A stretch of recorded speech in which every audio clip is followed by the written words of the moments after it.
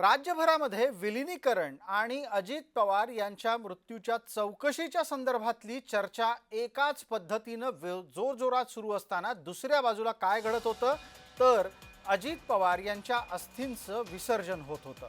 हे अत्यंत महत्त्वाचं आहे कारण हा एक अत्यंत भावनिक प्रसंग असतो।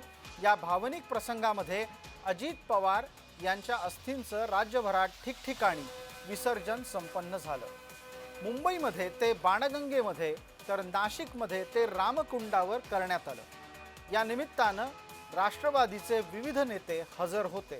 अजित पवारांच्या अस्थि विसर्जनाच्या सोहळ्यातला कार्यक्रमाला ज्या पद्धतीनं अनेक ठिकाणी केलं गेलं त्याला एक वेगळा संदर्भ सुद्धा आहे। या अस्थि विसर्जनाच्या निमित्तानं तयार झालेली भावनिक लाट कायम ठेवली जाते हाही प्रयत्न आहे, हेही नाकारून चालणार नाही।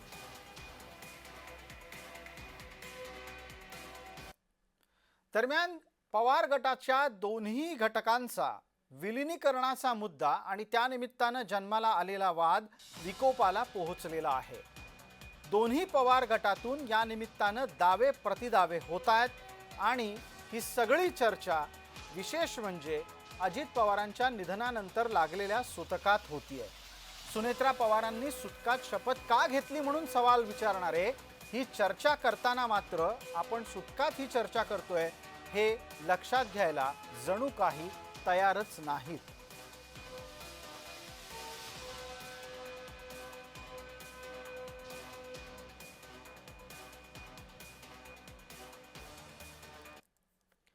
दरम्यान विलिनीकरणाच्या चर्चेला अधिकाधिक फोडणी देण्याचा प्रयत्न दुसरं तिसरं कोणीही नाही तर दस्तूरखुद्द शरद पवार करतायत।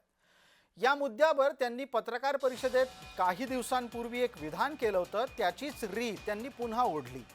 जे उपस्थितच नव्हते त्यांना विलिनीकरणाबद्दल काय ठाऊक असणार असा प्रश्न अनौपचारिक चर्चेमध्ये शरद पवारांनी विचारला आणि राज्यात विलिनीकरणाची चर्चा कायम कशी राहील याकडे प्रयत्नपूर्वक शब्द टाकले।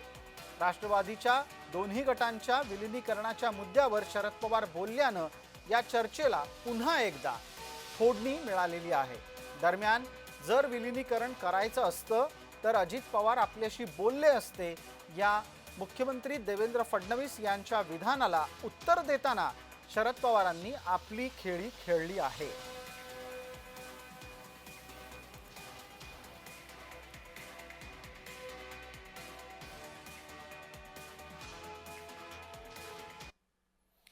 दरम्यान राष्ट्रवादीच्या विलिनीकरणाच्या संदर्भात पवार गटाकडून काय बातमी पेरली जाते तेही आपल्याला लक्षात घ्यायला हवं। विलिनीकरणाच्या संदर्भात काय घडलं याचा तपशील जो देण्यात आलाय तो कसा आहे ते आता आपल्या समोर येत आहे। याचा तारीखवार तपशील आता आपल्या समोर येईल, तो आपण जरूर पहा आणि यातले संदर्भ सुद्धा पडताळून पहा।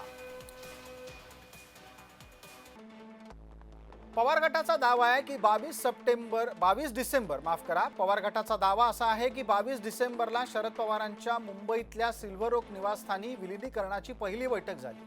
23 डिसेंबरला जयंत पाटील यांच्या निवासस्थानी विलिनीकरणाची दुसरी बैठक झाली। 22 डिसेंबरला सिल्व्हर ओक इथे बैठकीनंतर अजित पवारांना फोन करण्यात आला आणि 23 डिसेंबरच्या बैठकीची वेळ आणि तारीख ठरली म्हणजे 22 डिसेंबरच्या बैठकीत अजित पवार नव्हते। तर 23 डिसेंबरच्या बैठकीला पवार गटातले 14 नेते उपस्थित होते, ही सुद्धा बाब समोर आलेली आहे। अजित पवार 10 वाजताच्या सुमारास जयंत पाटील यांच्या निवासस्थानी पोहोचले आणि तिथून चर्चेला सुरुवात झाली। राष्ट्रवादीतून अजित पवार एकटेच या बैठकीला आले होते असंही पवार गट सांगतो आहे। तर शरद पवारांचे प्रतिनिधी म्हणून सुप्रिया सुळे, जयंत पाटील, जितेंद्र आव्हाड उपस्थित होते। याच्याच जोडीला बाळासाहेब पाटील, शशिकांत शिंदे, हर्षवर्धन पाटीलही उपस्थित होते असंही सांगितलं जात आहे। याच्याच जोडीला राजेश टोपे, अशोक पवारही या बैठकीत होते असंही सांगितलं जात आहे।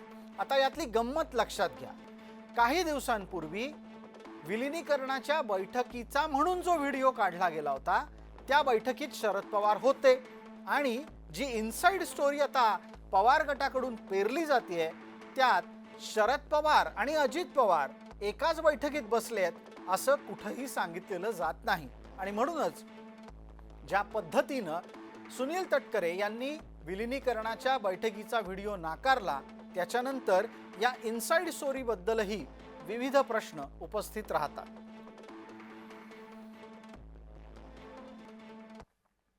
दरम्यान या सगळ्या घटनाक्रमामध्ये तटकरे आणि प्रफुल्ल पटेल यांच्याबाबत पवार गट एक भूमिका घेताना दिसतोय आणि म्हणूनच प्रश्न उपस्थित राहतो की विलिनीकरणाच्या नाट्यातला खलनायक कोण आहे. महाराष्ट्रामध्ये सध्या या निमित्तानं शब्दबाणांचा खेळ रंगला आहे. एका बाजूनी होणारे आरोप आणि दुसऱ्या बाजूनी होणारे प्रतिआरोप हे विलिनीकरणाचा वाद वाढवतायत. अजित पवार जिथे कुठे असतील त्यांना हा वाद आवडला असता का, हा प्रश्न आहे. या संदर्भातला निर्णय तो वरिष्ठ पातळीवरती होईल आणि अजितदादा असतानाच्या संदर्भातली सर्व चर्चा झालेली आहे आणि मला असं वाटतं आता आम्ही सर्वजण दुःखात आहोत. या संदर्भातला अंतिम निर्णय वरिष्ठ पातळीवरती घेतील. पुढाकार तर अजितदादांनी घेतला होता आणि त्यांचं जे माझं शेवटचं संभाषण झालं, तर मी हे आतापर्यंत बोललो नव्हतो आणि मला बोलायचंही नाही या विषयावरती. ते मला म्हणालेले, जितेंद्र माझ्यावर विश्वास ठेव, सगळं व्यवस्थित करून घे. हे त्यांचं आणि माझं शेवटचं संभाषण. तर ह्याच्यावरती लोकांना काय चर्चा करायची ती करू द्या. मी या चर्चेत मुद्दामून राम राहिलोय. मला कॉन्ट्रोवर्सीज नकोय. बारामती में मीटिंग हुई है 17 तारीख को 21 तारीख को दादा ने मुझे खुद बताया था कि किरण आगे जाके हमें ऐसा ऐसा करना है. ही दादा वॉज द नेशनल लीडर और वो एनसीपी के नेशनल प्रेसिडेंट थे. तो नेशनल प्रेसिडेंट बताते, इससे पहले वो जो हमारे साथ चर्चा करते थे, डिस्कशन करते थे, उसमें हमारी बात हो गई थी. बोलणं झालं असेल, काय नक्की बोलणं झालं ते माझ्या सहित कुणाला काही कल्पना नाही. मुख्यमंत्र्यांना तर विचारावंच लागेल ना. त्यांच्याबरोबर आपण सरकारमध्ये आहोत, त्यांना विचार. हां, आता सरकारमधून बाहेर पडायचं असेल, एनडीएवरून नाही जायचं, तर ती गोष्ट वेगळी.